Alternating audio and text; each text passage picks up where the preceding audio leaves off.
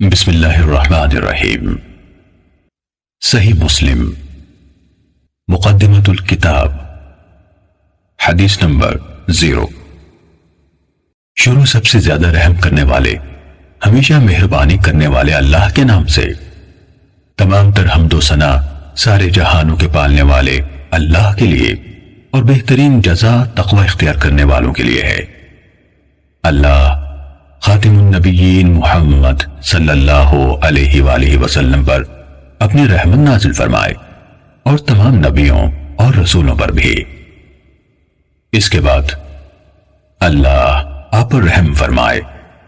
بلا شبہ آپ نے اپنے پیدا کرنے والے کی توفیق سے یہ ذکر کیا ہے کہ آپ دین کے طریقوں اور احکام کے بارے میں رسول اللہ صلی اللہ علیہ وآلہ وسلم سے امت تک پہنچنے والی تمام احادیث کو ان کی منقولہ اسناد سمیت جاننا چاہتے ہیں، اور ان احادیث کو بھی جو ثواب اور عذاب، رغبت دلانے اور ڈرانے اور ان جیسی دوسری چیزوں کے بارے میں ہیں، اور اہل علم نے ایک دوسرے سے لی اور پہنچائیں۔ اللہ آپ کی رہنمائی فرمائے۔ آپ چاہتے ہیں کہ یہ تمام احادیث شمار کر کے مجموعے کی شکل میں آپ کی دسترس میں لائی جائیں۔ آپ نے مجھ سے یہ مطالبہ کیا ہے کہ میں ان احادیث کو زیادہ تکرار کے بغیر آپ کے لیے ایک تعریف کی شکل میں ملخص کر دوں، کیونکہ آپ سمجھتے ہیں کہ یہ تکرار ان احادیث کو اچھی طرح سمجھنے اور ان سے استنباط کرنے میں آپ کے لیے رکاوٹ کا باعث بنے گا، جو کہ آپ کا اصل مقصد ہے۔ اللہ آپ کو عزت دے۔ آپ نے جس چیز کا مجھ سے مطالبہ کیا ہے، جب میں نے اس کے اور اس سے حاصل ہونے والے ثمرات کے بارے میں غور و فکر کی طرف رجوع کیا تو مجھے یقین ہو گیا کہ انشاءاللہ اس کے نتائج قابل تعریف اور فوائد یقینی ہوں گے۔ اور جب آپ نے مجھ سے اس کام کی زحمت اٹھانے کا مطالبہ کیا تو مجھے یقین ہو گیا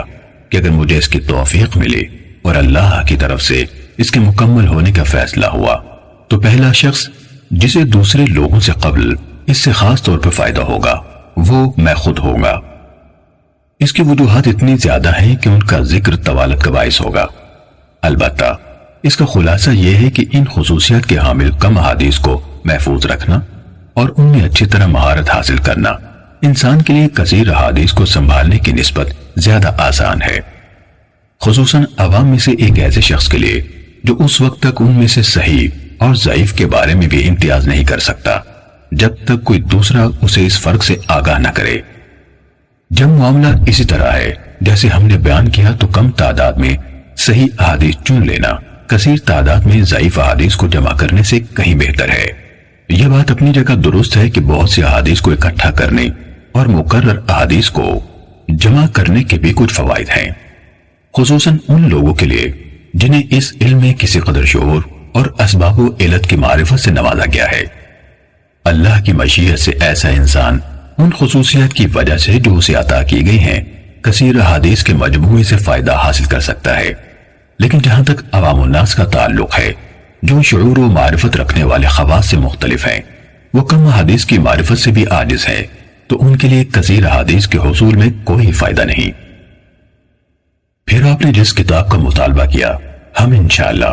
اس التزام کے ساتھ اس کی تخریج مختلف پہلوؤں سے اس کی وضاحت اور تالیف کا آغاز کرتے ہیں، جس کا میں آپ کے سامنے ذکر کرنے لگا ہوں، اور وہ یہ ہے کہ ہم ان تمام احادیث کو لیں گے جو سندن نبی اکرم صلی اللہ علیہ وآلہ وسلم سے بیان کی گئی، اور تکرار کے بغیر انہیں 3 اقسام اور بیان کرنے والے لوگوں کے 3 طبقوں کے مطابق تقسیم کریں گے، الا یہ کہ کوئی ایسا مقام آ جائے جہاں کسی حدیث کو دوبارہ ذکر کیے بغیر چارہ نہ ہو، مثلا اس میں کوئی معنی زیادہ ہو یا کوئی سند ایسی ہو جو کسی علت یا سبب کے بنا پر دوسری سند کے پہلو بپہلو آئی ہو، کیونکہ حدیث میں ایک زائد معنی جس کی ضرورت ہو ایک مکمل حدیث کے قائم مقام ہوتا ہے۔ اس لیے ایسی حدیث کو جس میں ہمارا بیان کردہ کوئی معنوی اضافہ پایا جاتا ہے دوبارہ لائے بغیر چارہ نہیں، یا جب ممکن ہوا تو ہم اس معنی کو اختصار کے ساتھ پوری حدیث سے الگ کر کے بیان کر دیں گے، لیکن بسا اوقات اسے پوری حدیث سے الگ کرنا مشکل ہوتا ہے، اور جب اس کی گنجائش نہ ہو تو اسے اصل شکل میں دوبارہ بیان کرنا زیادہ محفوظ ہوتا ہے۔ البتہ جہاں ہمارے لیے اسے مکمل طور پر دہرانے سے بچنا ممکن ہوگا اور کامل شکل میں ہمیں اس کی ضرورت نہ ہوگی تو ہم انشاءاللہ اس سے اجتناب کریں گے۔ جہاں تک پہلی قسم کا تعلق ہے، اس میں ہم یہ کوشش کریں گے کہ انہی احادیث کو ترجیح دیں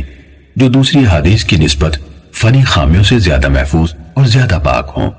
یعنی ان کے ناقلین یعنی راوی نقل حدیث میں صحت اور ثقاہت رکھنے والے ہوں، ان کی روایت میں شدید اختلاف پایا جائے، نہ الفاظ و معنی کو بہت برے طریقے سے خلط ملط کیا گیا ہو، جس طرح کے بہت سے حدیث بیان کرنے والوں میں پایا گیا ہے، اور ان کی روایت میں یہ چیز واضح ہو چکی ہے۔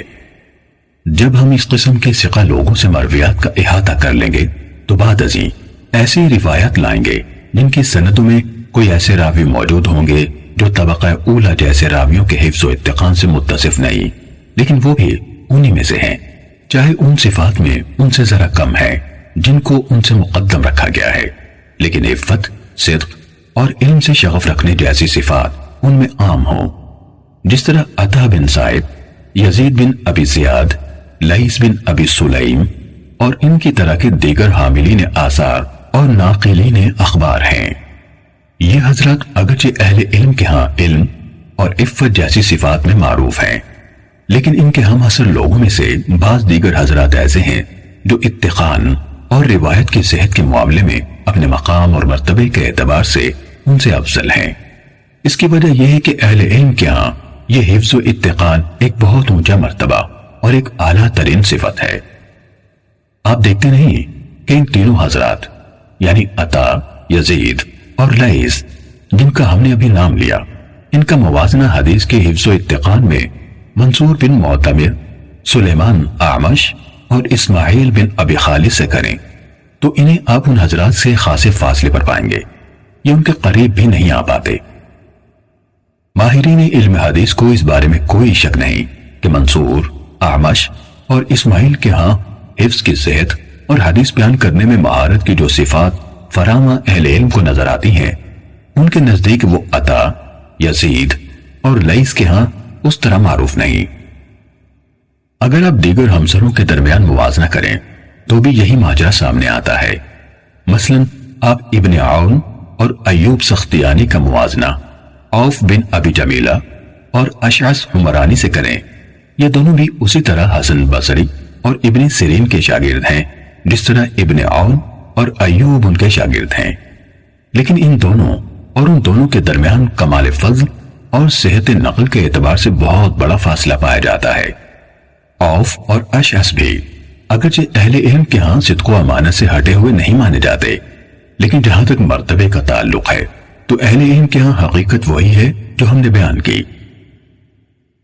ہم نے نام ذکر کر کے مثال اس لیے دی ہے تاکہ اس شخص کے لیے جو اہل علم کے ہاں حاملین حدیث کے درجے کے طریقے سے ناواقف ہے، یہ مثال ایسا واضح نشان ثابت ہو جس کے ذریعے سے وہ مکمل واقفیت حاصل کر لے اور اونچا درجہ رکھنے والے کو اس کے مرتبے سے گھٹائے اور نہ کم درجے والے کو اس کے مرتبے سے بڑھائے، ہر ایک کو اس کا حق دے اور اس کے مرتبے پر رکھے۔ حضرت عائشہ صدیقہ رضی اللہ تعالیٰ عنہ سے روایت بیان کی گئی، انہوں نے کہا ہمیں رسول اللہ صلی اللہ علیہ وآلہ وسلم نے حکم دیا تھا کہ ہم لوگوں کو ان کے مرتبوں پر رکھیں۔ اس کے ساتھ ہی اللہ کا حکم جو قرآن نے بیان فرمایا، ہر علم والے سے اوپر ایک علم رکھنے والا ہے۔ ہم احادیث رسول صلی اللہ علیہ وآلہ وسلم کو اپنی ذکر کرتا صورتوں کے مطابق تالیف کریں گے جو احادیث ان لوگوں سے مروی ہیں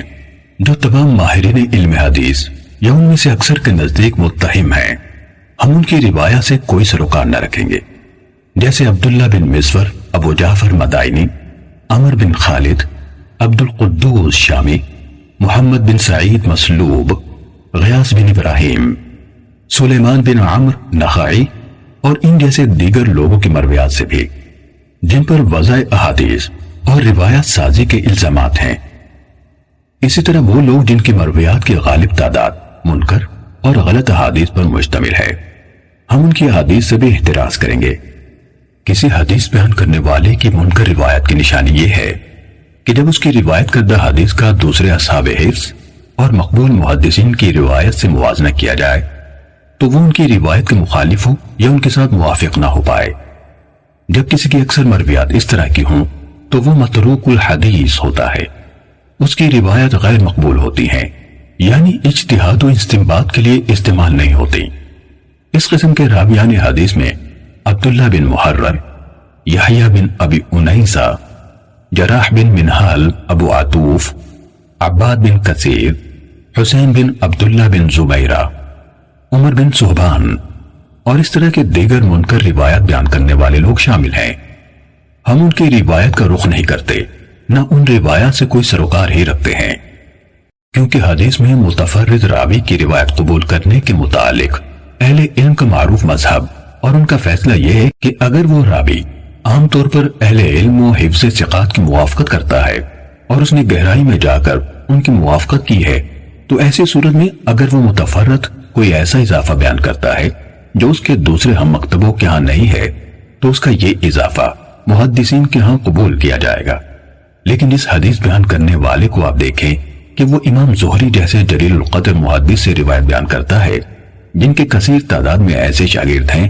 جو حفاظ حدیث ہیں، ان کی اور دوسرے محدثین کی روایت کے ماہر ہیں، یا وہ ہشام بن عروہ جیسے امام التابعین سے روایت کرتا ہے۔ ان دونوں کی احادیث تو اہل علم کے ہاں خوب پھیلی ہوئی ہیں،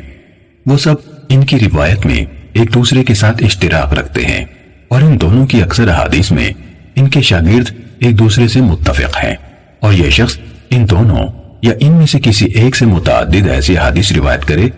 جن میں ان کے شاگردوں میں سے اس کے ساتھ کوئی اور شریک نہیں، تو اس جیسے لوگوں سے اس قسم کی کوئی حدیث قبول کرنا جائز نہیں۔ اللہ ہی زیادہ جاننے والا ہے۔ ہم نے حدیث اور اصحاب حدیث یعنی محدثین کے طریقہ کار کا کچھ حصہ ہر اس شخص کی توجہ کے لیے جو ان کے راستے پر چلنا چاہتا ہے اور جسے اس کی توفیق نصیب ہوتی ہے تفصیل سے بیان کر دیا ہے۔ انشاءاللہ ہم اس طریقہ کار کی مزید شرح اور وضاحت کتاب کے ان مقامات پر کریں گے جہاں معلول حدیث یعنی جن میں کوئی خفیہ علت پائی جاتی ہے کا ذکر ہوگا، یعنی جب ہم وہاں پہنچیں گے جہاں اس موضوع کی شرح اور وضاحت کا مناسب موقع ہوگا انشاءاللہ تعالی۔ اس وضاحت کے بعد اللہ آپ پر رحم فرمائے۔ ہم یہ کہنا چاہتے ہیں کہ اگر ہم نے اپنے آپ کو محدث کے منصب پر فائز کرنے والے بہت سے لوگوں کی ضعیف احادیث